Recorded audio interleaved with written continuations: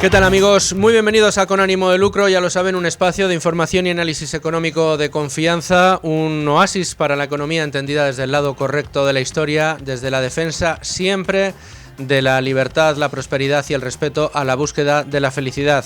No cambien de emisora, arrancamos y lo hacemos hoy con esos nuevos impuestos que nos han aprobado y todos los que nos quieren aprobar. Casi podríamos decir que sin memoria económica, sin ningún tipo de plan más allá de tratar de contentar a sus socios de una manera complicada, de una manera difícil, puesto que para contentar a sus socios el gobierno tiene que decirles a unos y a otros cosas contrarias, a Junts que no va a aprobar un impuesto a las energéticas y a Podemos que sí va a aprobar el impuesto a las energéticas. Para poner a todos de acuerdo está siendo muy complicado. Pero en el camino el gobierno lo que sí que ha hecho ya ha sido certificar, a aprobar en el Parlamento un buen paquete de reformas fiscales. Por supuesto, nada de rebajas, todas de subida. Hay una pequeña rebaja de incentivos fiscales, que no es una rebaja como tal, para algunas pymes que facturan menos de 1 millón de euros y que será nada, impacto prácticamente nulo, testimonial en lo que es la recaudación del Estado y absolutamente neto o igualmente positivo en cuanto a la recaudación del Estado si nos fijamos en todas las subidas de impuestos que le han sido aplicadas a las pymes desde que Sánchez llegó al poder. El hecho de que ahora les rebajen un poco solamente a los que ingresan menos de 1 millón de euros al año, bueno, pues no se queda la rebaja como tal, pero sí que han aprobado subidas de impuestos.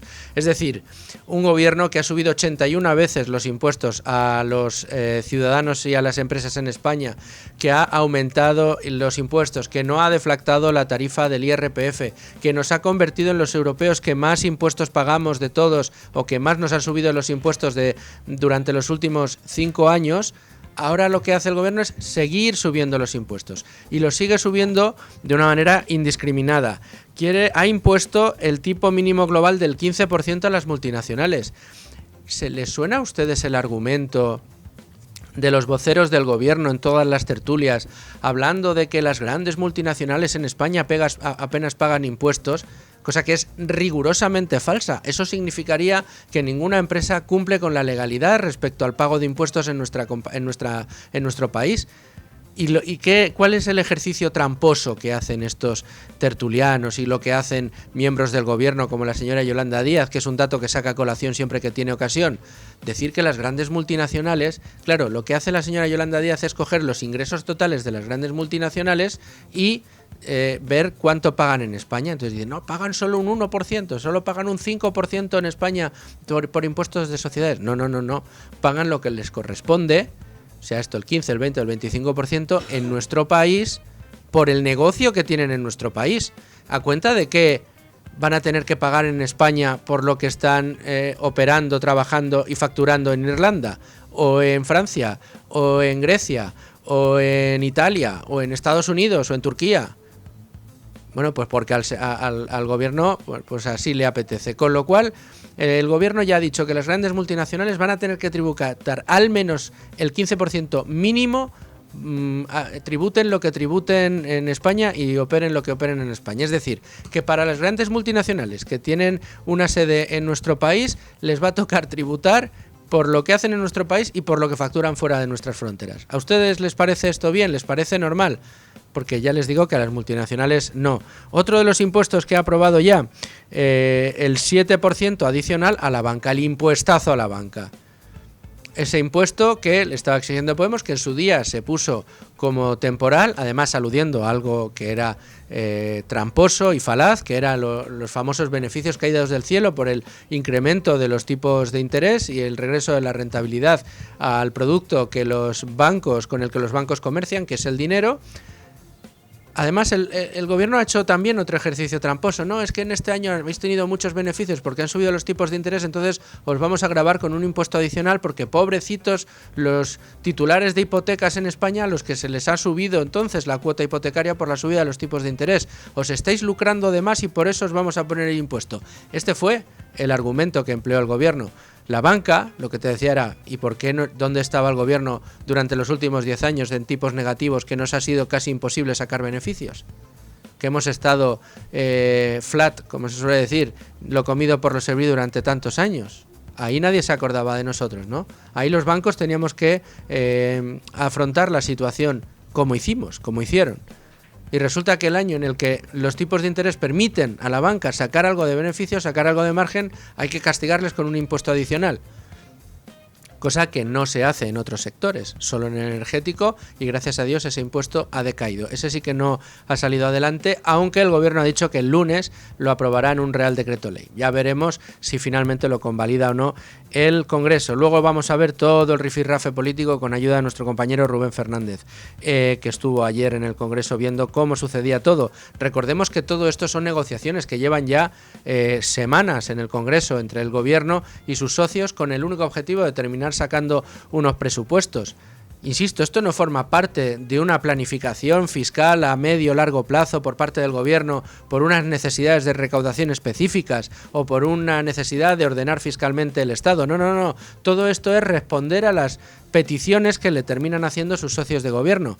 Y el impacto que esto finalmente tiene en la productividad española, en la atracción de inversiones, en la riqueza de España, esto da igual.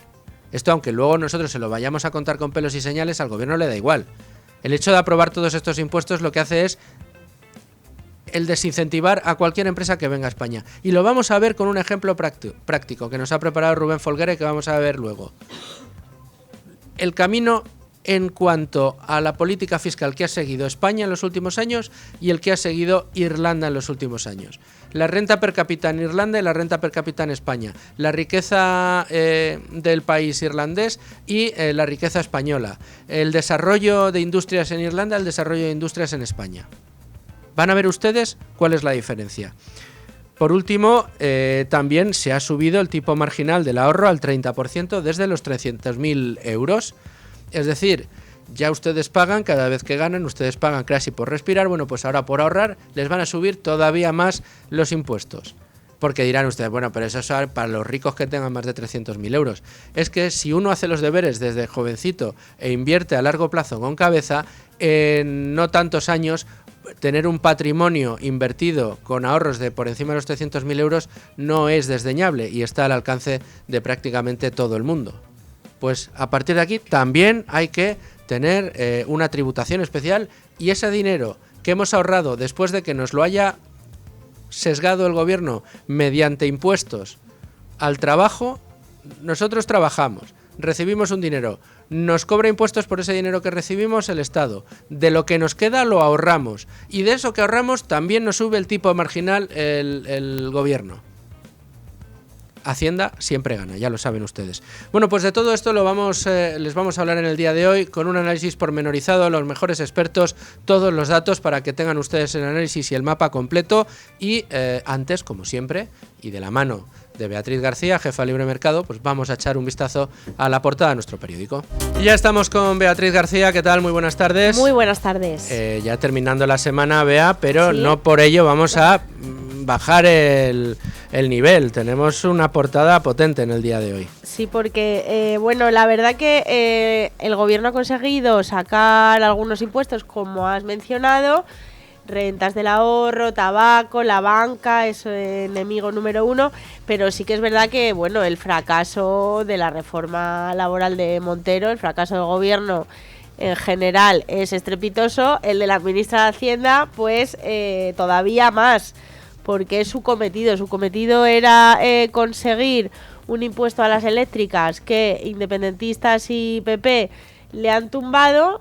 Y también hay otro impuesto que le lleva obsesionando mucho a Sánchez desde que llegó a Moncloa, que es la subida del diésel. Y tampoco lo ha conseguido, pero tiene un plan. ¿Qué quiere hacer Sánchez? Lo explicó él mismo ayer, aunque ya sabíamos que esa era la intención, pues aprobarlo por Real Decreto. Por Real Decretazo te vas a ir al lunes probablemente, si no más adelante. Pero claro, tiene el riesgo de que se le vuelva a tumbar en el Congreso. Otra derrota parlamentaria, la enésima. Entonces, ¿qué está haciendo aquí Sánchez? Pues está intentando convencer a sus socios de gravar el diésel. Hay que recordar, no sé si lo recordarán nuestros oyentes, pero en 2020 el PNV ya le tumbó a Sánchez la subida del diésel. Los de Podemos tampoco estaban muy por la labor. No sé qué pasará con Sumar, porque Sumar, por ejemplo, en el pacto que Yolanda Díaz y Pedro Sánchez suscribieron hace unas semanas, tampoco estaba presente la subida del diésel. A ver cómo se lo venden los de Sumar. Bueno, pues irán por el ecologismo, la protección del medio ambiente y demás. Y veremos qué hacen RC y Junts, porque bueno, para la izquierda, la verdad que subir el impuesto a 13 millones de españoles, que son los conductores más habituales, los del diésel, que tienen normalmente un 70%, un coche de más de 10 años, o sea, vender eso por parte de la izquierda no puede ser más incoherente. Es un impuesto directamente que afecta a clases medias y clases bajas de nuestro país, a las rentas más bajas, a los más necesitados que tienen un coche diésel, y venderlo por la parte de socialista y protejo mucho al pueblo, la verdad que es imposible. Veremos a ver qué pasa, pero quedará en el ridículo si no consiguen aprobarlo porque no tengan los apoyos, y quedarán muy en ridículo delante de sus votantes cuando les pretenden poner otro nuevo impuestazo. Oye, y lo que tenemos es de nuevo a Diego Sánchez de la Cruz poniéndonos la cruz a España como uno de los países más incumplidores, si no el más incumplidor. Ya le hemos pasado a Venezuela. Sí, nos cuenta que bueno, pues que ya acumula España, nuestro país, la cuarta parte de todos los impagos de los laudos conocidos a lo largo de la historia, la cuarta parte... Pero de todos los países, o sea, todos los laudos que se han incumplido en toda la historia... Un 25% de eso, España. Y con Sánchez. Así somos, y con Sánchez, y que no tiene ninguna intención de pagar. Y bueno, también acaba de firmar Yolanda Díaz el acuerdo con los sindicatos para reducir la jornada laboral a 37 horas y media. La ministra, bueno, celebra la foto, pero hay que decir que ni está la COE, ni está el gobierno por parte de, por ejemplo, el ministro Cuerpo, que la está ignorando. O sea, Yolanda Díaz está pues también quedando un poco, se le ha encasquillado su medida estrella. Era la medida estrella de esta legislatura. Acabamos 2024, nos comemos las uvas y no ha reducido la jornada laboral. Y ahora firman con los sindicatos hacerlo en 2025, pero no sabemos cuándo, si en enero o en diciembre. De Economía le están diciendo que ya sí eso 2026. O sea que sí, el gobierno ha hecho bastante el ridículo, pero Yolanda Díaz, en su cometido, que es el Ministerio de Trabajo, podemos decir que también se está coronando. Bueno, pues ahí tenemos el gran éxito, valga la ironía en la radio, aunque no se entienda, de Yolanda Díaz. Una cosa, Beatriz, ¿qué nos preparáis para el fin de semana? Bueno, pues vamos a seguir con otro nuevo capítulo de las renovables. Hoy contamos pues lo que acumula España, y mañana iremos desgranando, bueno, pues esos laudos concretamente que Sánchez se niega a pagar y qué consecuencias podría tener. Pues estaremos muy pendientes, Beatriz. Muchas gracias. Muchas gracias. Bueno, y después de repasar la portada Libre Mercado, ¿qué les parece si entramos en harina? Vamos a tratar de explicarles a ustedes todo lo que ha sucedido, qué se ha aprobado y qué no, qué es lo que va a subir y qué no, y cuáles son los planes del gobierno a partir del lunes. Y qué mejor que hablar con nuestro compañero de los servicios informativos de Es Radio y también de Libertad Digital, Rubén Fernández, que ayer estuvo pendiente de todo lo que pasaba en el Congreso, como... por otro lado, es habitual, porque él es uno de los corresponsales políticos que solemos tener en el Congreso de los Diputados. Compañero Rubén, ¿cómo estás? ¿Qué tal? Buenos días. Oye, un gusto tenerte en Con Ánimo de Lucro. Rubén, cuéntanos, haznos un poco la foto, el resumen de qué fue lo que finalmente se aprobó ayer y dónde está la negociación, dónde está la enjundia de esa negociación para lo que veremos a partir del lunes.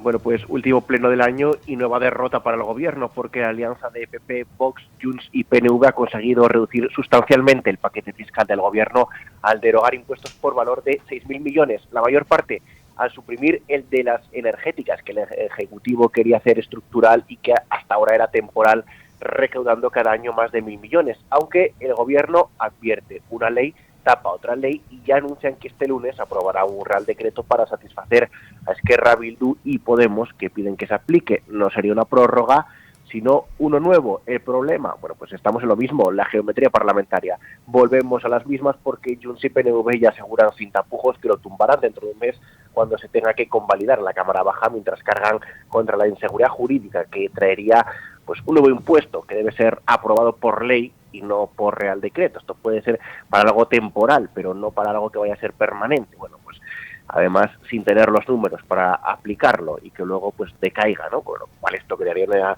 inseguridad jurídica en las empresas, que veríamos a ver cómo lo recaudan, luego si lo tienen que devolver, etcétera. Bueno, si se mantiene, en cambio, el tipo mínimo al 15% para el impuesto de sociedades, también una nueva tasa a los cigarrillos electrónicos y un incremento de 2 puntos en el IRPF a las rentas superiores a los 300.000 euros. Esto sí ha quedado aprobado.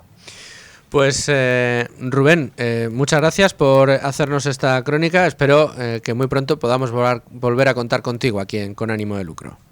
Un saludo. Un abrazo muy fuerte. Bueno, pues aquí teníamos ese minuto y resultado de cómo está la cosa. Ya tengo conmigo también a otro Rubén, a Folguera, el de todos los días, Con Ánimo de Lucro. ¿Cómo estás, Rubén? Muy bien, ¿qué tal? Has buceado en todo lo que tiene que ver con esto que se ha aprobado. Decía yo en la introducción que probablemente sin memoria económica, pero es que da la sensación de que la agenda de gobierno de Sánchez es una agenda que está diseñada en virtud de lo que le están solicitando sus socios, y desde luego lo que sí que siempre está abierto el gobierno es a subir los impuestos. Vamos a escuchar, si te parece, uno de los más polémicos, el de la banca. ¿Qué pensaba uno de los responsables de las áreas económicas del gobierno, no en vano ministro de Economía, sobre cómo debería ser ese impuesto a la banca que se pretendía mantener como definitivo y no únicamente como temporal? Y después vamos a escuchar si el sector bancario entendía que lo que se quería aprobar y finalmente se ha aprobado era como decía que debía ser el ministro de Economía. Gravar la actividad bancaria de forma permanente frena la inversión, el crecimiento económico y la creación de empleo, con una merma estimada de 50.000 millones de euros en la capacidad de financiación del sector bancario. Que pedirle a sus señorías que... Vamos a escucharlo correctamente en orden. Vamos a escuchar al ministro Cuerpo, vamos a escuchar al ministro Carlos Cuerpo cómo definía que tendría que ser el impuesto a la banca que finalmente se ha aprobado. De nuevo, resaltar la búsqueda de equilibrio de la configuración de este impuesto, sobre todo buscando, como decía, que consigamos ese doble objetivo, pues una recaudación necesaria para darle un elemento de progresividad, pero también que esto sea compatible con tanto un elemento de estabilidad en materia financiera como la buena evolución de las cuentas de nuestras entidades. Y ahora sí, vamos a escuchar al sector. Vamos a escuchar aquí, Rubén, a representantes de los grandes bancos en España. Sí, entre ellos está Ana Patricia Botín, luego también hay representantes de asociaciones como la Asociación Española de Banca o CECA, son los que hablan en este próximo corte de audio. Gravar la actividad bancaria de forma permanente frena la inversión, el crecimiento económico y la creación de empleo, con una merma estimada de 50.000 millones de euros en la capacidad de financiación del sector bancario. Que pedirle a sus señorías que tengan las miras de visión de largo plazo. Está consolidando en gran medida la doble imposición, porque claramente se dice que el impuesto no será deducible del impuesto de sociedades, pero lo que me parece más grave es que consagra y exagera y acelera la discriminación entre entidades. Bueno, pues no parece que el sector se tome esas palabras de Cuerpo al pie de la letra. Desde luego que distorsiona, desde luego que supone una doble imposición, desde luego que castiga a un sector que se ve obligado a competir en desigualdad de condiciones con otras entidades financieras que operan en España pero que no son españolas, y en definitiva, bueno, pues no deja de ser un acto discriminatorio el hecho de que una sociedad, por dedicarse a una actividad en concreto y porque al gobierno le pareció positivo en un momento determinado y se lo pidieron sus socios, tenga que pagar más impuestos que cualquier otra compañía por dedicarse a otro tipo de actividades. Esto es lo que ha hecho el gobierno con el impuesto a la banca, pero es que ha aprobado más cosas, Rubén. Sí, porque además de a la banca, también ha aprobado el alza del tipo marginal a las rentas del ahorro al 30% para aquellas que, digamos, ganen o obtengan un beneficio superior a 300.000 euros.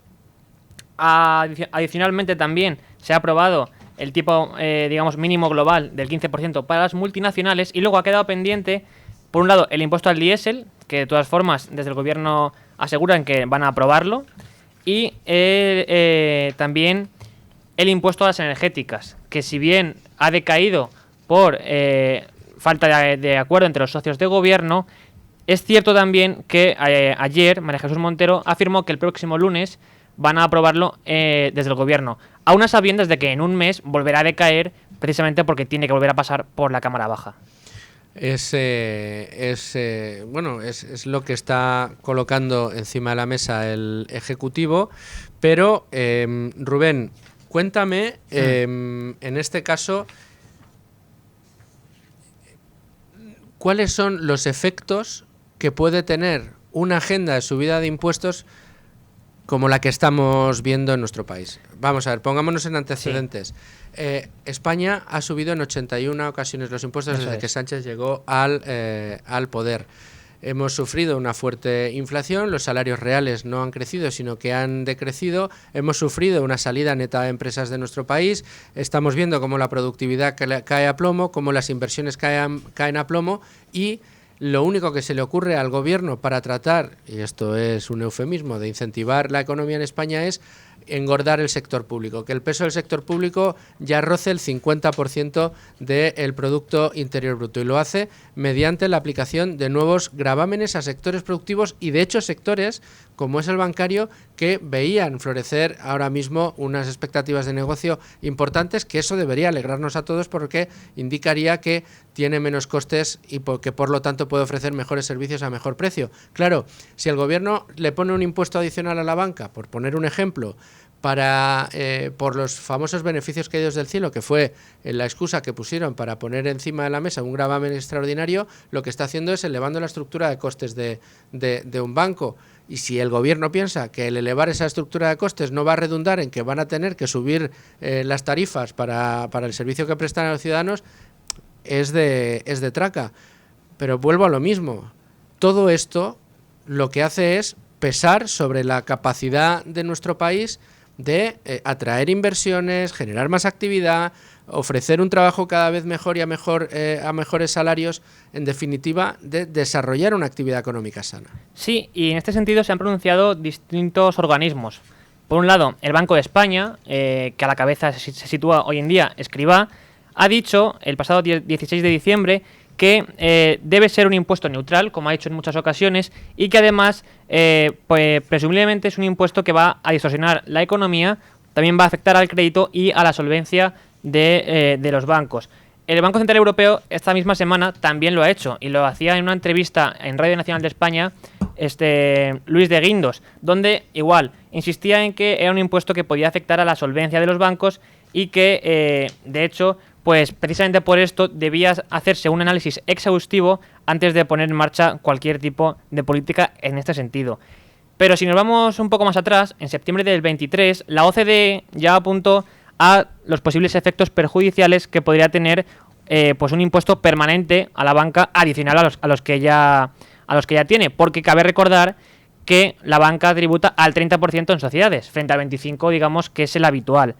Y en este sentido hay que recordar también que España es uno de los grandes países del mundo que más ha subido los impuestos en los últimos 10 años y también especialmente después de la pandemia. Por un lado, entre 2010 y 2022 fue el quinto país de las grandes economías de la OCDE que más lo hizo, y aquí cabe matizar una cosa, y es que los 4 que estaban por delante, en algunos casos, este aumento porcentual de impuestos y de presión fiscal se debía a veces a básicamente efectos estadísticos, ¿vale?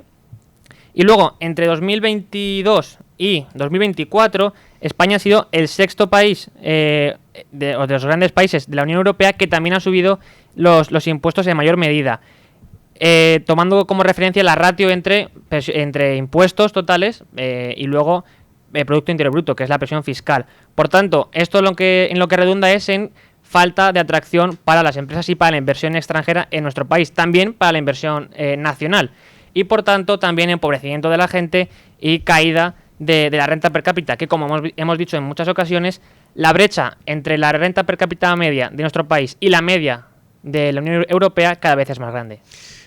Vamos a mirar precisamente este efecto que producen anuncios como los que hemos tenido en el día de ayer con la aprobación de este paquete de medidas fiscales por parte del Ejecutivo con uno de los expertos económicos, analistas de cabecera que tenemos en Tu Dinero con ánimo de lucro, que es Diego Sánchez de la Cruz. Diego, compañero, ¿cómo estás?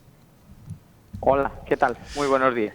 Buenos días. Diego, estamos analizando en qué quedó estas negociaciones que parecían eternas entre el Gobierno y sus socios de investidura para sacar adelante un paquete de medidas fiscales que pudiera satisfacer a todos para que terminaran aprobándole unos presupuestos al Gobierno de Sánchez. De momento hemos visto que se ha aprobado un paquete que parece menor, o se ha vendido casi como una derrota porque ha habido algunos de los impuestos más importantes que querían aprobar, como la eliminación del régimen fiscal de las SOCIMIs, como el impuesto a las energéticas o como el impuesto al diésel, que de momento se va aparcando y que ya veremos si finalmente se va aprobando por Real Decreto, como quieren hacer el lunes con las energéticas. Pero lo que ya se ha aprobado es especialmente gravoso, y especialmente gravoso para las empresas, para los grandes bancos, para las grandes multinacionales, que ven cómo en España van a tener que pagar más impuestos, y además de una manera injusta. Esto del 15% de las multinacionales de mínimo me parece demencial. O sea, cualquier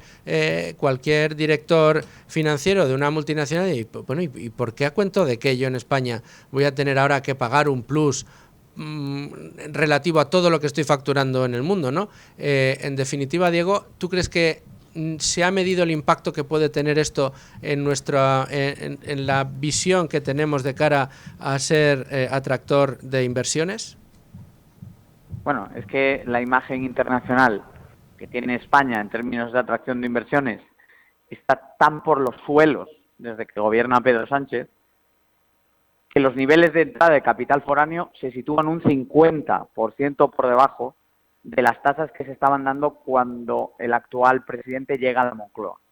Esto es lo primero. Es decir, si queremos hablar de impacto en el extranjero y en la capacidad de atraer inversión de las políticas fiscales y económicas de este gobierno, lo primero que tenemos que tener claro es que ya han desplomado a la mitad la inversión extranjera que entra en nuestro país, y yo creo que ya empezando por eso, casi todo lo que digamos es accesorio, ¿no?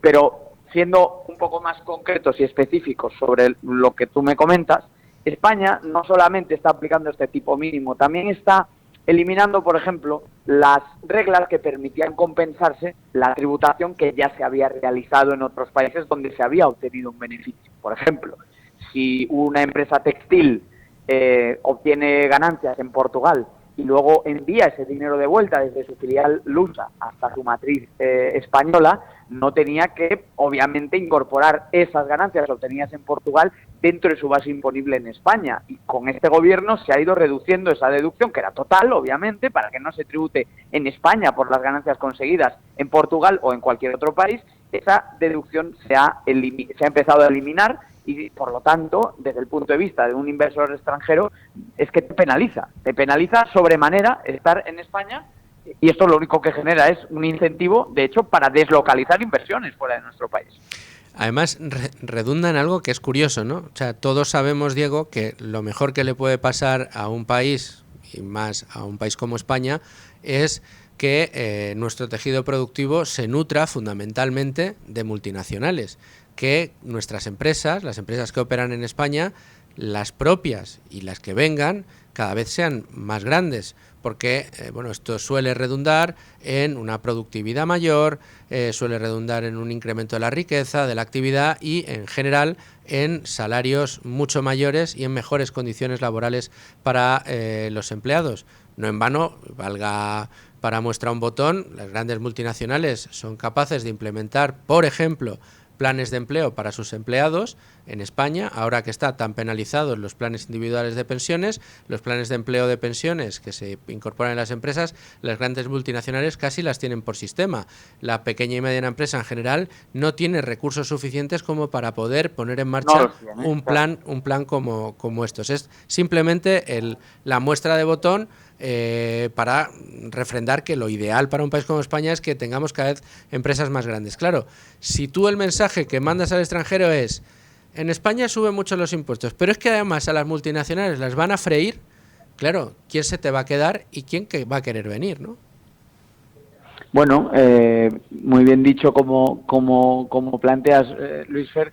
Hay que tener en cuenta, además, que llueve no sobre mojado, sino llueve sobre un auténtico chaparrón fiscal, que es lo que han tenido que soportar las empresas y las familias en los últimos años. Desde que Sánchez llegó a la Moncloa se aprobaron 81 subidas de impuestos. Sí, y señor. en este paquete fiscal que se ha discutido estos días, la propuesta original del PSOE incluía un total de 46 medidas recaudatorias. Es decir, que aún hasta tendremos que felicitarnos de que finalmente el número de medidas pues ronde las 10 y no sea de casi 50, que es lo que quería el gobierno de Pedro Sánchez y su bancada parlamentaria. Entonces, claro, con ese panorama, el mensaje para un inversor, para un empresario y también para cualquier familia y cualquier trabajador es el que es. Uno de que en España, si inviertes, si ahorras, si emprendes, si consumes, te van a castigar sí o sí, porque la mentalidad y la forma de desarrollar la política fiscal y tributaria de este gobierno no toman en consideración ni aspectos de eficiencia, ni la importancia del crecimiento económico, nada. O sea, el único mensaje claro que envía el gobierno con este tipo de medidas fiscales, muchas tan contraproducentes, es que lo que le importa es reforzar el poder del Estado sobre el sector privado, sean familias o sean empresas, y de esa manera llevarnos a un modelo donde solamente el clientelismo de las personas y de las mercantiles es la única forma de salir adelante. Ese es el modelo que se está implementando en España, un modelo en el cual el peso del Estado, que estaba en torno al 38-39% del PIB cuando Sánchez llega al poder, pues se ha incrementado más de 6-7 puntos y que ha llegado incluso a superar el 50% del PIB durante su legislatura. Es el modelo de gobierno que tenemos, el modelo fiscal que están implementando y que, esto ya es una apreciación personal, Diego, no sé si la compartes, da la sensación de que desmontarlo va a ser muy complicado y va a requerir de mucha voluntad de un eventual gobierno que pueda llegar a posteriori, ¿no? Bueno, el ejemplo más claro lo tienes en la política energética, ¿no? Se desmantelan centrales nucleares que España necesita. Este año ha habido 4 cortes en el suministro de energía para la industria. ¿Por qué? Pues porque hay días donde no hay sol, no hay viento y por lo tanto la eólica, la solar, pues funcionan a una capacidad de menos del 10%. Y obviamente no pueden contribuir al mix energético como a algunos les gustaría. Entonces, ese pensamiento Alicia del que habló algún filósofo en su momento, ese buenismo, esa corrección política, ¿no?, que nos lleva a asumir que si cambiamos nucleares por no nucleares, que ese hueco lo vamos a llenar simplemente produciendo más energía renovable, obvia una cuestión, la de la intermitencia y la de los costes, que va a ser letal a la hora de tener un suministro energético estable. Y claro, esa decisión se toma ahora, de hecho, quien la tomó pues ya ni siquiera está en España, ha sido nombrada comisaria europea. Este gobierno se hará una foto, ¿no?, feliz al final y lo contará como uno de sus hitos, y los españoles pagarán una luz desorbitada, tanto las familias como las empresas, como resultado de esas decisiones. Pues ocurre lo mismo con la fiscalidad. Te consolidan estructuras de gasto tan fuertes e impuestos tan altos que la única manera de revertirlos va a ser pues con una motosierra, como Javier Milei en Argentina. Va a ser la única forma de revertir esta situación. Se habló de derogar el sanchismo. ¿Derogar el sanchismo? Claro que sí. Eso es lo que hay que hacer en España. En el día cero lo que hay que hacer es revertir todas y cada una de las cosas que ha hecho este gobierno, porque no hay ni una sola que le haya venido bien a la economía española, ni una sola. En fin, no sé si lo verán tus ojos y los míos, pero bueno, aquí desde luego no vamos a dejar de decirlo, de intentarlo y de la denunciar. piel nos la vamos a dejar en que así sea, eso desde luego. Desde luego que sí. Diego Sánchez de la Cruz, muchas gracias. Un abrazo, gracias, buen fin de semana. Aquí estaba el análisis de Diego, pero no se queda aquí el análisis porque tenemos ya al teléfono a otro de nuestros analistas de cabecera, Hermenegildo Altozano. ¿Qué tal, Hermenegildo? ¿Cómo estás? ¿Qué tal, Luis? ¿Cómo andas? Bueno, pues mira, digiriendo uno de las medidas que ya ha conseguido aprobar el Gobierno, que se aprobó ayer en el Parlamento y que habla de nuevos paquetes de medidas fiscales. Una decena de ellos, decía Diego hace un minuto, que había que felicitarse de que no aprobara las 40 que quería aprobar y que sí haya aprobado unas 10, pero que nos llevan ya cerca de las 91 a las 92 subidas de impuestos aprobadas por este gobierno desde que llegó Sánchez al poder. Subidas de impuestos. A mí me llama la atención especialmente, Hermenegildo, y era por la que yo te quería preguntar, esta de un tipo mínimo global a las multinacionales del 15%. Es una doble imposición en el sentido de que, por un lado, obligas a tributar en España por lo que han ingresado, por el negocio que tienen en España, pero al mismo tiempo estás obligándoles a que tengan que tributar una parte de lo que han conseguido fuera, ¿no? Bueno, eso es mezclar o sea, es ir al criterio al principio de renta universal. Entonces tú estableces que aquí este es el principal centro de negocios y por tanto tú aplicas esa fiscalidad por lo que entiendes que son rentas generadas en tu territorio. Pero más allá de las tecnicalidades, ¿no?, de las cuestiones técnicas desde el punto de vista fiscal y de estructura tributaria, lo importante, Luis Fer, es ver el impacto o las consecuencias que se derivan de estas políticas tributarias. Yo creo que hay que analizar por una parte causas y por otra parte las consecuencias. ¿Cuáles son las causas? Pues evidentemente hay dos. Una es el gigantismo del aparato del Estado, que no deja de crecer y que además crea la ilusión de que se genera empleo a base de crear puestos de empleo público.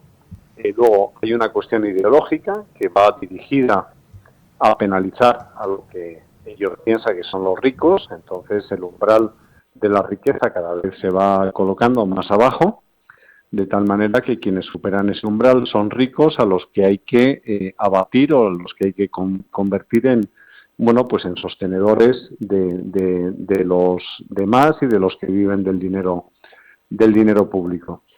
Y eso en un país donde la presión fiscal alcanza, desde el punto de vista personal, el 70%, tú debe pensar que el 70% que tú estás trabajando y el 70% de los rendimientos de tu trabajo se destinan a pagar impuestos.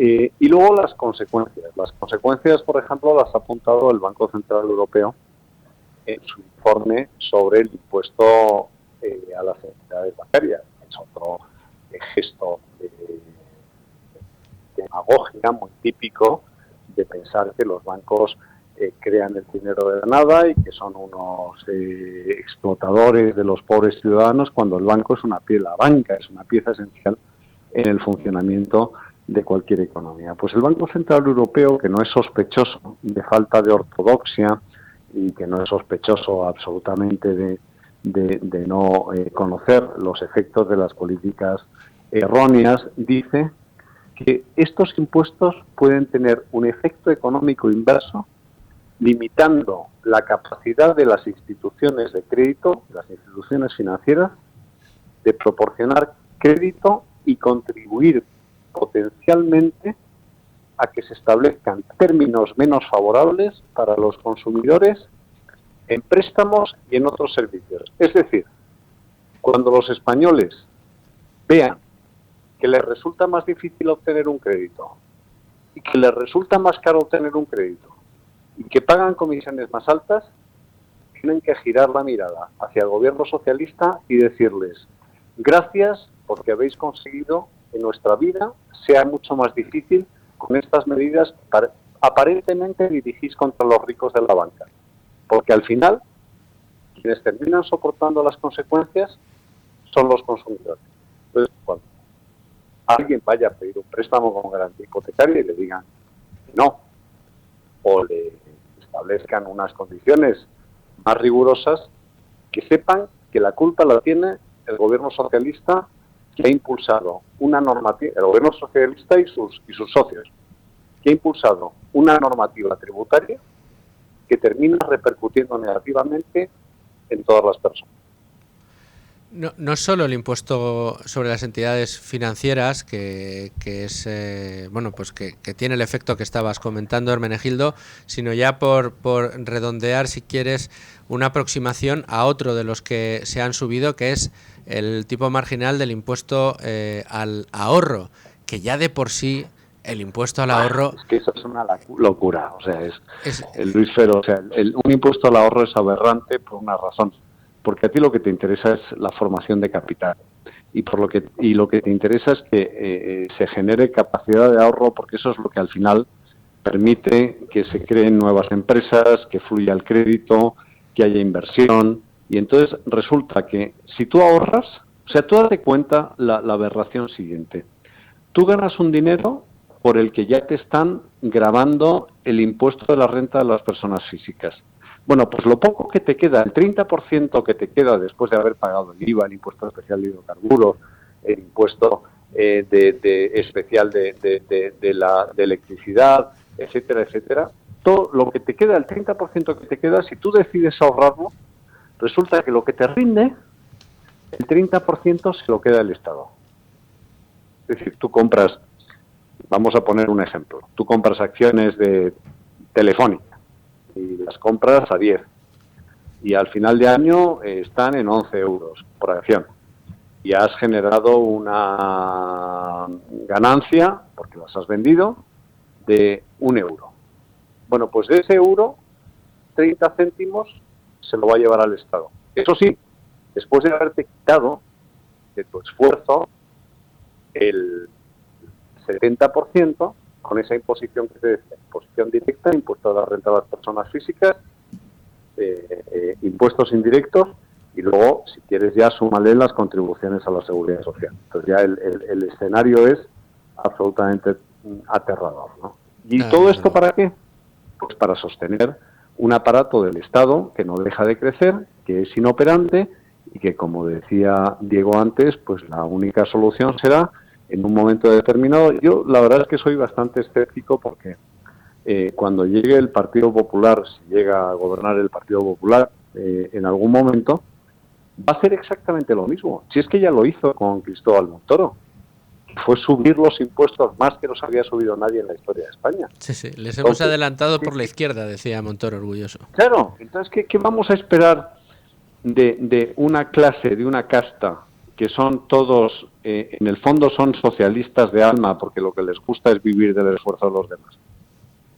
Bueno, pues muy poco. Y luego lo miras y dices, no, es que Madrid, hombre, Madrid, sí, claro, dentro de lo que es el infierno tributario del resto de España, pues algo mejor se está, pero Madrid tiene muchísimo margen para bajar impuestos, ¿eh? Bueno, pues veremos si somos capaces de aplicar. Bueno, damos algunas ideas. Oye, empieza a cerrar empresas públicas de titularidad de la Comunidad de Madrid. Mira. Pues ahí queda. Oye, mira, lo vamos a tomar, Hermenegildo, como deseo para esta Navidad. ¿Te parece? Un buen deseo para el nuevo año. Vamos a cursarlo desde Con Ánimo de Lucro. Desde Con Ánimo de Lucro lo cursamos. Eso es como, en fin, es creer en cosas que no existen, ¿no? Pero bueno. Bueno, oye, pero en estos días tenemos que mantener algo de esperanza. Hermenegildo, muchas gracias. Ya sabéis la definición, Luis Fer. Creer en lo que no se ve a pesar de lo que se ve. Esa es muy buena. Y también otra que me encanta a mí: los ejercicios inútiles solo conducen a la melancolía, así que hagamos que sea útil. Hagamos que sea útil. Muy bien. Hermenegildo, un abrazo muy fuerte. Muchas gracias y feliz Navidad. Por cierto. Un abrazo. Gracias, un abrazo. Hasta ahora. Bueno, hemos analizado el tema del día. Nos quedaba una cosa en el tintero que tenía preparada aquí Rubén Folguera y la vamos a comentar, y es para que ustedes vean gráficamente cómo funcionan dos economías distintas y cuál es la productividad en dos economías distintas que hace poco estaban a la inversa. Si Irlanda hoy es un polo de desarrollo que va a una velocidad de vértigo y que está generando una prosperidad enorme para sus ciudadanos, hasta hace unos años era igualita que España o peor que España está ahora. Pero ¿qué es lo que ha pasado, pues Rubén? Mira, si cogemos datos de la OCDE y de Eurostat entre los años 2018 y 2023, tenemos que la productividad española se redujo un 3,8%. Fue la mayor caída de toda la OCDE. Mientras tanto, Irlanda se situó en segundo lugar, solo por detrás de Rumanía, y en este país la productividad aumentó más de un 25%. Y esto, de algún modo, lo que hace es, pues, nos da una idea, ¿no?, de cómo las malas políticas económicas pues perjudican en nuestro caso a nuestro país, y en el caso de Irlanda o incluso de Rumanía, que se está liberalizando en buena medida, pues hacen que países que antes eran mucho más pobres registren tasas de crecimiento de la productividad impresionantes. Decía Hermenegildo que Madrid tenía mucho más margen para bajar impuestos, así es, todavía hay mucho margen para bajar impuestos, pero dentro del infierno fiscal que es España, la comunidad autónoma que más recauda, que más actividad crea, que más empleo crea, que más riqueza crea para sus ciudadanos, es la Comunidad de Madrid, que es curiosamente la que tiene los impuestos más bajos. Y si esto no lo entienden, pues yo ya no sé de qué manera se les puede decir, porque todos los ejemplos están ahí. La evidencia empírica y la ciencia avalan que estas son las buenas políticas. Las malas son aquellas que dicen que les tienen que subir a ustedes los impuestos, que es lo que nos está diciendo siempre el gobierno. Pero, ¿qué les parece si arrancamos tiempo de mercados y lo hacemos con nuestro analista de hoy, que es José María Luna, asesor de Luna y Sevilla Asesores? ¿Cómo estás, José María? Muy buenas. Luis Fer, muy buenos días y buenos días a todos. Oye, encantado de tenerte como siempre en Con Ánimo de Lucro. Te digo que el IBEX 35 está sufriendo y está sufriendo una caída del 0,81%. Vaya fin de año que llevamos, vaya días de cotización. Hace poco estábamos en 12.000 puntos, hace solo unos días, y el rendimiento del índice en el año ha pasado de tener un rendimiento del 20% al 12% en estos momentos, ¿no?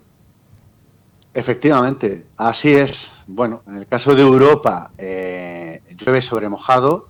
Las crisis políticas de Francia, la crisis política en Alemania, el crecimiento endémico, quizás la actuación del Banco Central Europeo, que sí que es verdad que se adelanta a la Reserva Federal en movimiento de tipos, pero quizás no está leyendo adecuadamente la actual situación, aunque como ya vengo diciendo semanas atrás, los problemas de Europa ni dependen de Donald Trump, ni tampoco dependen de la política monetaria, sino son problemas endémicos de Europa, ¿de acuerdo? La falta de rigor de disciplina fiscal, pues eso es uno de los grandes problemas que tiene nuestra Europa, junto con la falta de apoyo a la innovación, a la competitividad, a la productividad, etcétera, etcétera, ¿no? Pero si, por echar mano al tema cinematográfico, ¿no? Hay una película ahí del Grinch, ¿no? Ese ser verde malvado que luego se reconvierte a ser algo más bondadoso, pero que nos trata de robar la Navidad. Pues quizás el Grinch particular que estamos viviendo ahora mismo en los mercados bursátiles, quizás sea el temor a ver una inflación quizás más alta de la prevista, sobre todo la parte norteamericana, y eso es, en palabras de Jerome Powell, lo que le ha llevado, bueno, pues a tomar un camino más de cautela o rebajar las expectativas de bajada de tipos para el año que viene por parte de la Reserva Federal Norteamericana. Es decir, el temor a un escenario de reflación en la economía, la primera economía del mundo, crecimiento moderado, incluso mejorando, con un escenario de ligero repunte de la inflación. Incluso se está hablando de que pudiera incluso plantearse un escenario apocalíptico. Perdóname, lo de apocalíptico en términos financieros es que la FED volviera a subir tipo de interés. Bueno, pues todo esto ha hecho que sea una excusa perfecta para que los mercados, después de un año que era glorioso en renta variable norteamericana y también en determinadas plazas europeas, en la que incluyo la bolsa española, pues bueno, pues a última hora ese Grinch, ese temor, pues se esté aguando, ¿no? Sí, sí, sí. Pues sí, yo aquí quería, si me lo permites, echar mano de una cita de un escritor francés que decía que la preocupación es un juicio que espera las pruebas. Y digo esto porque hay mucha preocupación en estos momentos por ese escenario inflacionista que pudiera desencadenar la agenda Trump, con ese Trump 2.0, pero yo, personalmente, hasta que no vea las pruebas, yo creo que vamos a encontrarnos un Trump mucho más pragmático, mucho más realista, y no el Trump de campaña o pre-campaña. Probablemente este ánimo ahora mismo quizás algo más pesimista se pueda ir con el paso atemperando, ¿no? Con lo cual, yo creo que estamos en una corrección dentro de una tendencia alcista. Y por último, por acabar, en el caso del IBEX 35, nuestras compañías pues no reflejan, no es el termómetro de la economía española ni de la política española. La mayoría de las compañías cotizadas, pues su cuenta de resultados no depende tanto de España. José María, la verdad que nos estamos quedando sin tiempo. Yo tenía aquí muchos asuntos que preguntarte, pero casi me voy a ir, ya que estamos en uno de los últimos programas, entramos ya en los últimos días del año, y yo no quería dejar de preguntarte cómo ves uno de los grandes protagonistas de 2024, que ha sido la tecnología, sobre todo la que tiene que ver con la inteligencia artificial, de cara a 2025. Tienes 1 minuto y medio para resumirme tu postura. Pues mira, mi postura es sí veo claro las ventajas que supone la innovación de la inteligencia artificial. Es lógico que determinadas compañías dentro de la cadena de valor que supone la inteligencia artificial puedan tener cierta consolidación y caídas en bolsa, pero es que dentro de la inteligencia artificial, si quieres otro día lo hablamos, hay 5 grandes grupos dentro de la cadena de valor y habrá que estar muy atentos a compañías que no lo han hecho de forma tan espectacular en bolsa, que probablemente en el 2025 vayan a hacerlo bien. Me refiero sobre todo a desarrolladores de inteligencia artificial y también servicios básicos para la inteligencia artificial. ¿Lo hará bien el hardware? ¿Lo harán los hiperescaladores? Probablemente bien, pero quizá no tan espectacular, es decir, una Nvidia o una SML Holding, igual que lo ha hecho en el 2024. Pero estamos en una plena revolución tecnológica y aquí, pues estamos en los primeros estadios, por así decirlo, de todo lo que supone esa innovación, y en bolsa debería ir bien. Pues José María, te agradezco mucho el análisis, aprovecho para felicitarte la Navidad y para desearte todo lo mejor para estos días, espero que los pases en familia y que la bolsa nos acompañe en 2025 también. Eso es. Un abrazo. Feliz Navidad a todos y muchísimas gracias, un fuerte abrazo. Igualmente, un abrazo muy fuerte. Y nosotros, señores oyentes, llegamos a esta hora, 12:59 minutos de la mañana, de la tarde ya, en Madrid, 11:59 en las Canarias. Nos vamos a las noticias, a los servicios informativos de radio, boletín de la 1, y volvemos enseguida a Con Ánimo de Lucro con asuntos de su interés. No se vayan, volvemos enseguida. Continuamos Con Ánimo de Lucro, lo hacemos como todos los viernes a esta hora con Beatriz García, jefa de Libre Mercado y una de las autoras de la mentira económica de la semana. Aquí les contamos mentiras, pero no las nuestras, sino las de otros, y les decimos la verdad. ¿Con qué asunto vamos? Bueno, primero, ¿qué tal, Bea? ¿Cómo estás? Muy buenas. Después de darnos las noticias del día, tienes que venir a contarnos la mentira económica de la semana, una mentira en la que hoy vamos a tratar de desengranar todo lo que nos han contado de las nuevas cotizaciones a los autónomos. ¿Por qué? Pues porque los autónomos entramos de lleno en este problema a partir del mes de enero. Pues sí, la gran mentira aquí está, bueno, nos la dijo José Luis Escrivá, que es el responsable de este giro de 180 grados, cambio radical en la forma de cotización de los autónomos.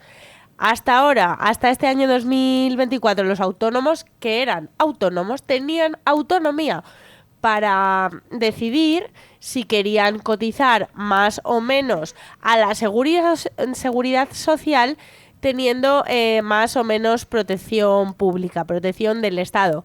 ¿Qué es lo que pasaba de toda la vida? Pues que casi el 80% de los autónomos decidía cotizar por la base mínima, es decir, pagar los menos impuestos posibles y claro, bueno, pues a cambio de esto, de estas cuotas que aunque fueran mínimas ya eran suficientemente elevadas, pues ellos renunciaban a esa protección estatal, esa protección de papá Estado. ¿Por qué? Porque evidentemente la protección que les da el Estado cuando tienen una baja, cuando se quedan sin trabajo y demás, pues no era suficiente, no era de fiar. Por eso el autónomo cotizaba por la base mínima. Entonces era autónomo, él se gestionaba. Y entonces, ¿qué ha hecho el gobierno de la mano de José Luis Escrivá, que ahora ya está en el Banco de España y ha dejado todo este desaguisado a su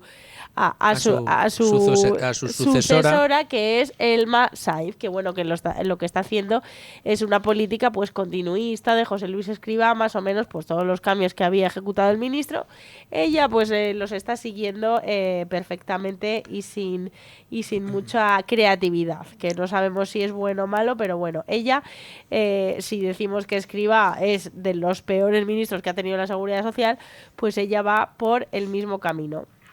Beatriz, nos dice el señor Escrivá y nos dice también la señora Almasaiz que todos estos cambios lo que buscan es, en este caso, pues mirar por el bienestar del autónomo.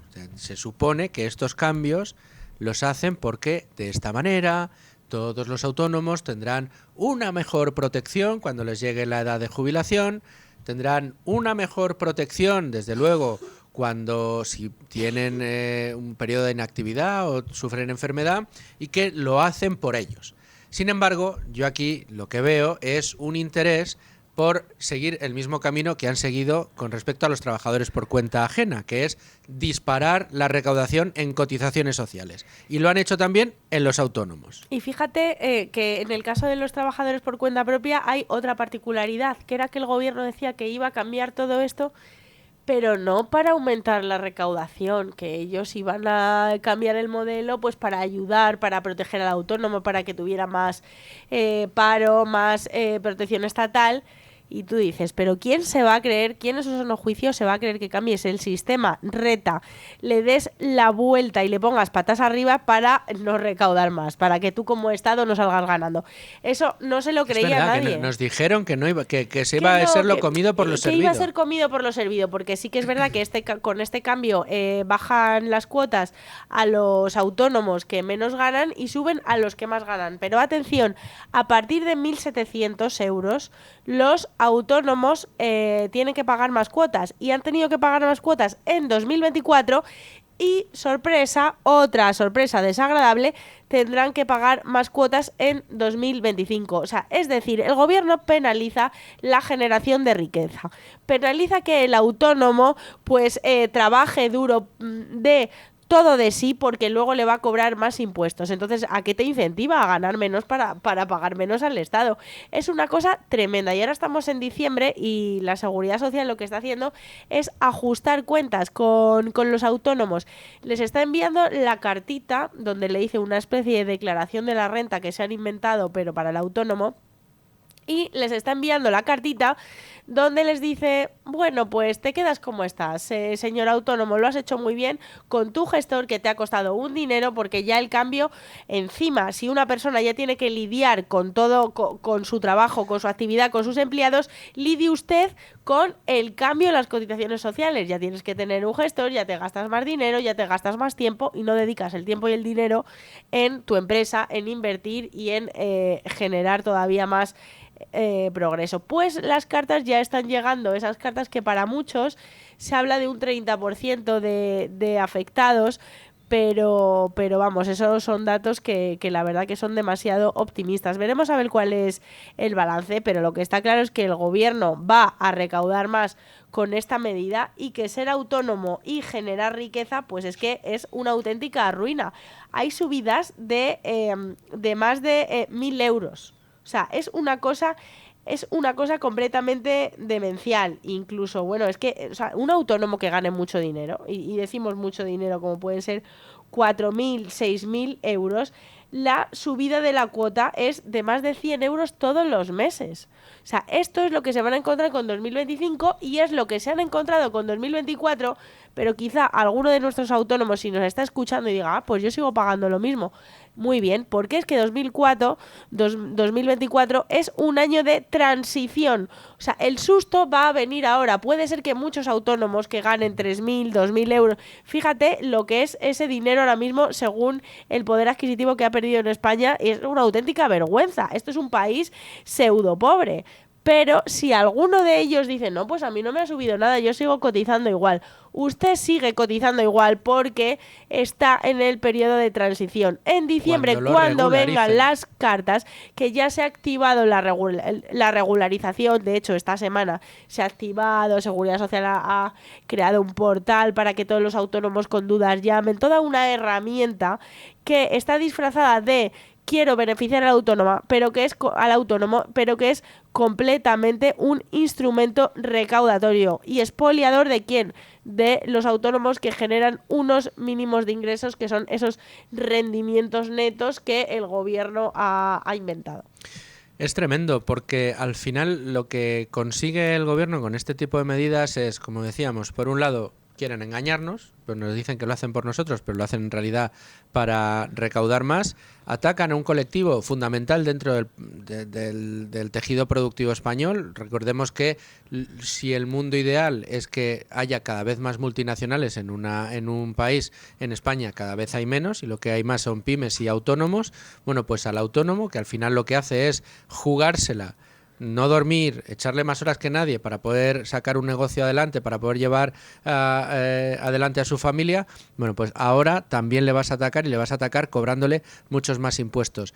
Lo haces diciendo que no va a haber incremento de recaudación porque lo comido va por lo servido. Lo que estamos viendo, y como lo has publicado y tú muchas veces en Libre Mercado, Beatriz, eso es mentira, porque en realidad va a haber un incremento muy fuerte de recaudación. Y finalmente, una de las características propias del autónomo, que era autónomo para decidir por qué tipo de base quería cotizar, se la has quitado de medio. Le has quitado derechos y le has quitado libertades. ¿Por qué? Pues porque una de las pocas ventajas que tenía ser autónomo era decidir por qué tramo querías cotizar, y si querías cotizar por la mínima, tú tenías más dinero a tu disposición para contratarte planes de ahorro complementario para tu jubilación, poder invertir, poder hacer con tu dinero buenamente lo que quisieras. Y no en vano, si todos los autónomos estuvieran tan preocupados, como decía el gobierno, por la pensión que me va a quedar a futuro, pues la mayoría hubiera optado por cotizar por la máxima, que también había algunos, pero no lo elegían. Y como no han querido, pues el gobierno les ha tenido que obligar. Y para más INRI y más pistas de que esto es mentira, el gobierno le ha prometido a Bruselas aumentar la cotización de los autónomos. Entonces esa promesa nos la disfrazarán diciendo que claro, que es que va a haber muchos más y que van a generar muchísimos más ingresos, por eso van a cotizar más, pero la verdad que desde aquí no nos lo creemos.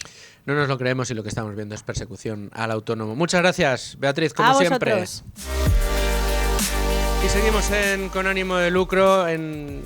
Cogemos ya la recta final del programa y de la semana previa a, primero, el sorteo de Navidad el domingo de la Lotería de Navidad, y luego la semana grande de Navidad con el día de Nochebuena y el día de Navidad.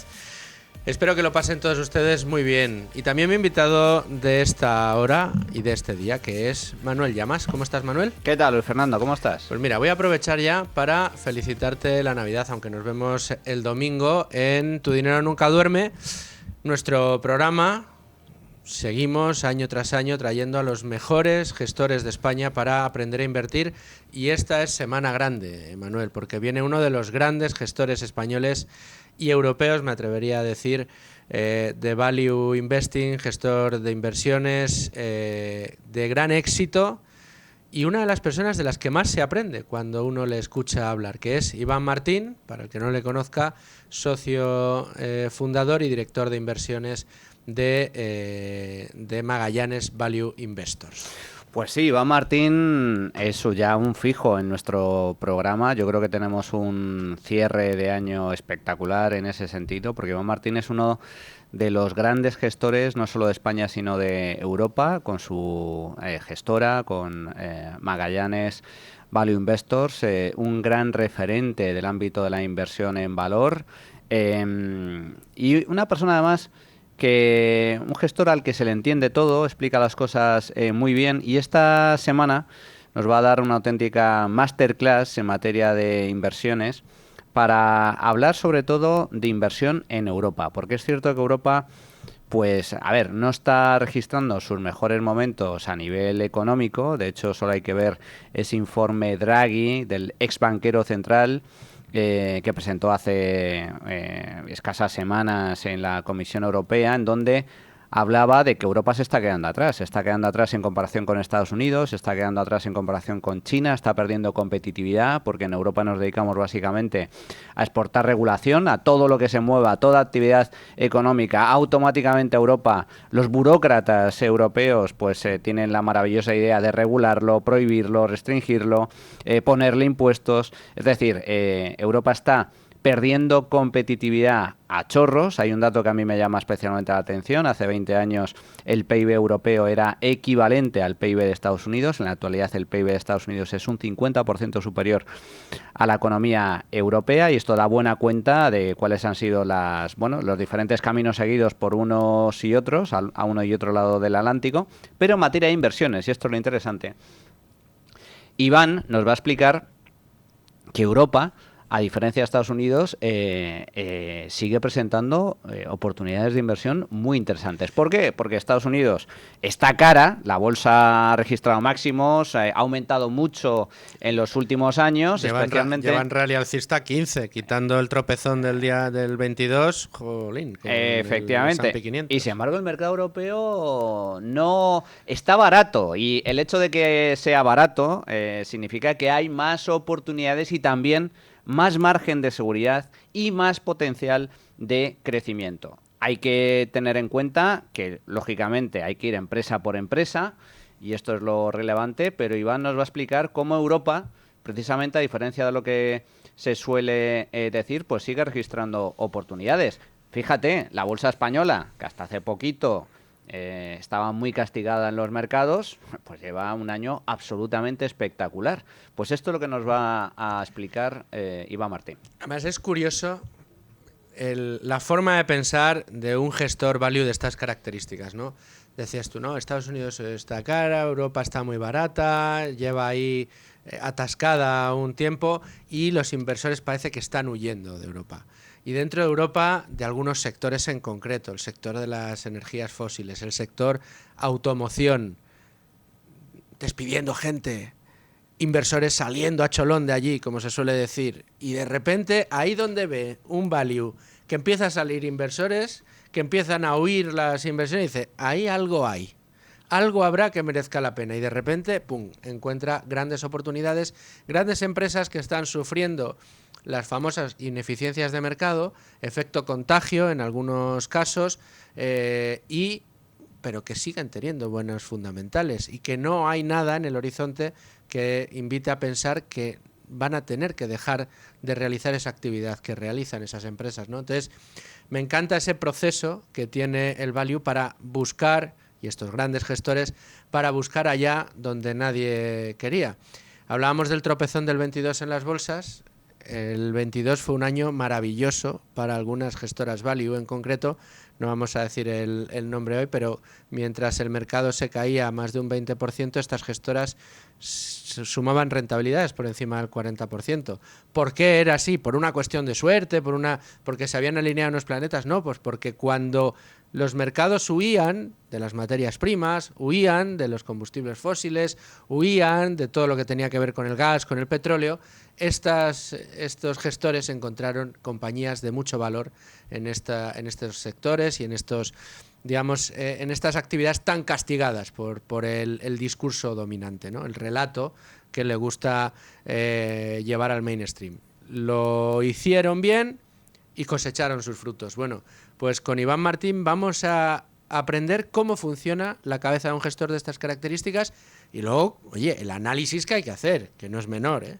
El análisis es fundamental, pero fíjate, ¿no? Es un poco filosofía contraria. A ver, la gestión activa aspira a batir el mercado, batir el índice de referencia. Conseguir alfa. Y para conseguir batir al mercado tienes que ser un gestor extraordinariamente bueno. No solo tienes que ser extraordinariamente bueno, sino que además tienes que hacer cosas diferentes a las que hace el mercado. El mercado somos todos nosotros. Porque si haces lo mismo que hace la mayoría de inversores, pues la rentabilidad va a ser, pues como mucho, la misma rentabilidad que ofrece el índice de referencia.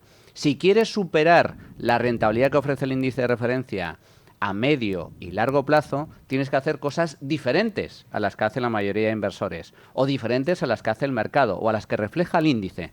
Pues bien, la filosofía value se basa mucho en eso, en ver valor donde nadie lo ve, o donde la mayoría del mercado no lo ve. Y eso significa, en muchos casos, llevar la contraria. Pero te pongo un ejemplo concreto en materia de mercado inmobiliario. ¿Cuándo fue el mejor momento para comprar un piso? ¿En el año 2007, cuando el precio de los inmuebles en España alcanzó el máximo histórico? o en el año 2014, cuando alcanzó el mínimo. El que hubiera comprado en el año 2014 un piso en Madrid, en cualquier otra capital de provincia española, posiblemente habrá duplicado el valor de su inversión en estos 10 años. Sin embargo, hay muchos españoles que compraron en su día, en el pico, en el año 2007, un piso, y hay muchos que todavía no han recuperado el valor de su inversión, que han perdido dinero y que lo perderán de forma definitiva, porque a lo mejor han comprado un piso a precios desorbitados en una zona que ya no tiene demanda, o en una promoción que quedó a medias. Entonces, ¿con esto qué quiero decir?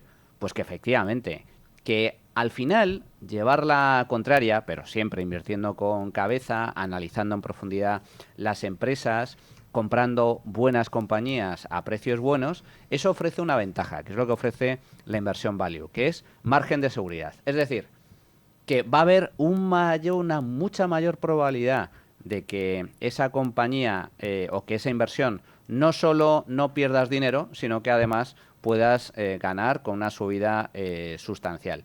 Y eso, pues digamos que ese margen de seguridad es mucho más reducido que las oportunidades que ofrece el mercado europeo, donde hay compañías, muchas de ellas industriales, como nos va a comentar Iván, en sector automoción, en compañías de componentes, etcétera, donde el precio de cotización está hundido y, sin embargo, son muy buenos negocios, con lo cual el margen de seguridad es muy superior. Además, esto es tan contraintuitivo, pero a la vez tan evidente que resulta muy llamativo, ¿no? Por ejemplo, le vamos a preguntar a Iván, Manuel, por Stellantis. Le vamos a preguntar a Iván por Volkswagen. Una de las compañías que tiene en la cartera europea, Magallanes, su gestora, y que si tú le preguntas a cualquier persona que pase hoy por la calle, que esté medianamente enterado de las cosas que están pasando en Europa, resulta que te dirán, muy probablemente, que Volkswagen, que ni se te ocurra, que está echando gente, que está poniendo en marcha ERES, que está teniendo muy serios problemas derivados de una regulación. Tú decías, Europa exporta regulación. Me gustaba mucho esa manera de expresarlo. Es palabra de Iván también. Esa frase es de Iván. Es de Iván Martín. Pues es que es fantástica porque es lo que está haciendo Europa. Sin embargo, algo tiene esa compañía para que ocupe un lugar tan preeminente dentro de la cartera de Iván. Bueno, pues lo vamos a descubrir y vamos a descubrir el potencial de esas compañías. ¿Por qué? Pues porque cuando suceden estas cosas, cuando suceden estos eventos en los cuales pues determinados sectores sufren muchísimo y sufren mucho generalmente por relatos políticos o por regulaciones excesivas, al final lo que termina sucediendo es que una vez pasa la tormenta, los supervivientes crecen con muchísima más fuerza. ¿Por qué? Pues porque los competidores con menos potencial habrán caído en la tormenta, habrán caído. La reducción de la oferta hará que los vencedores se conviertan en grandes protagonistas de la siguiente etapa. Por eso es tan bonito y tan interesante. Lo que decías tú, me parece una reflexión buenísima. Oye, hay compañías que están cotizando a múltiplos enormes. ¿Cuáles son esas compañías? Las que están hoy en boca de todos. La de todo aquel que se acerca de una manera adyacente al mundo de la inversión querrían comprar. Los Nvidia, los Tesla, los Amazon. Oye, que yo no digo que no sean grandes compañías ni que vayan a dar muchas alegrías a muchos inversores todavía, pero lo que estás haciendo es comprando unas expectativas de beneficio a futuro enormes, que se han de cumplir durante muchos años, ¿no? Entonces, es francamente curioso y creo que interesantísimo el programa del domingo porque tendremos lecciones no solo de inversión, sino de vida también importantes. Sin duda, por eso siempre es recomendable escuchar a Iván Martín, que es un grandísimo gestor y además, como digo, da clases magistrales en materia de inversión y también a nivel de análisis económico. O sea que un programa para aprender. Bueno, déjame que recordemos, Iván Martín además, profesor de 2 grandes masterclass en el curso Invertir con cabeza y ganar dinero a largo plazo, que tenemos el equipo Tu dinero nunca duerme con Locos de Wall Street, y que las últimas plazas están ya, se terminan en unos días, se está así agotando ya. que se den prisa aquellos que todavía quieran. Entren en la web de Invertir con Cabeza y Ganar Dinero a Largo Plazo, la web de Locos de Wall Street, y ahí pueden encontrar el acceso. Y por supuesto, en la cuadrilla Tu Dinero, ya que estamos hablando de Tu Dinero Nunca Duerme, 2 cursos a disposición ya de todos. 2 cursazos, son 2 píldoras a precio, vamos, inigualable, inimitable, pero son 2 píldoras de aprendizaje para todas las claves para aprender a invertir en oro, de la mano del mayor experto que hay en este país, Gustavo Martínez, de este programa. Y luego el despertador de tu dinero, que es el curso de iniciación en bolsa, para todos aquellos que no sepan ahorrar y sobre todo aquellos que no sepan cómo funciona la bolsa y quieran poner su dinero a trabajar, lo básico, lo fundamental, el quitarse el miedo, un curso además muy asequible, muy cortito, para quitarse esos miedos, entender qué es la bolsa y cuál es el potencial que tienes a la hora de poner tu dinero a trabajar. Advertencia. El despertador de tu dinero. Advertencia. Todo el que se haga el curso del despertador de tu dinero terminará haciéndose Invertir con Cabeza y Ganar Dinero a Largo Plazo. Sí, señor, que es la segunda escala. La evolución. Bueno, pues Manuel Llamar, muchas gracias, como siempre, por estar con nosotros. Y a todos ustedes, señores oyentes, gracias por estar ahí un día más, una semana más. Pásenlo muy bien este fin de semana. No dejen de escuchar el radio en el día de hoy durante el fin de semana, donde van a disfrutar a Manuel Llamas en La Trinchera.